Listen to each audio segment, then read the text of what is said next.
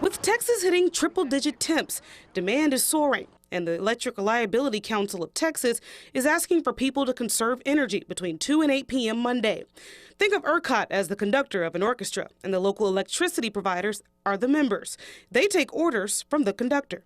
The governor addressing the issue Monday in Dallas, saying Texans should not panic. The reason for that call is because wind power, which normally can provide up to 20,000 or more megawatts of power, right now is providing less than 1,000 megawatts of power. Think of ERCOT as the conductor of an orchestra, and the local electricity providers are the members.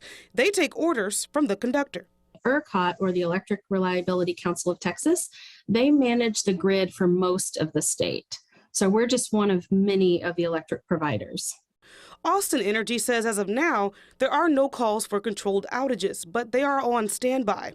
If ERCOT were to call for those outages, Herbert says you likely would not lose power for too long.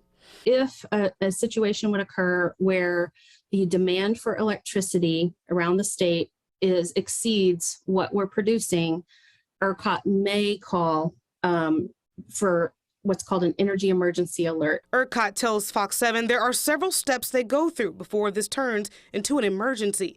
The request for conservation is one of those tools in their toolbox.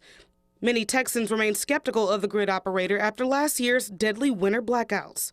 That's what happened during the winter storm Uri, is that we were asked to cut so much power that we didn't have any more customers to cut. It still looks to me like we're going to be okay. It's going to be tight. It's going to be a razor's edge. There's a lot of reserves online. The wind is starting to come back. Solar is performing at a really high level. Thermal outages are roughly in line with a little higher, but basically where they expect them. Doug Lewin has been monitoring conditions and believes this is just another sign that ERCOT has not properly prepared for extreme weather. We are living in a period right now of climate change. Obviously, we have a state that's growing, so some of the demand number is because of growth, but some of it is because of climate change and the need to keep air conditioners running on days that are hotter than we've experienced in recent memory.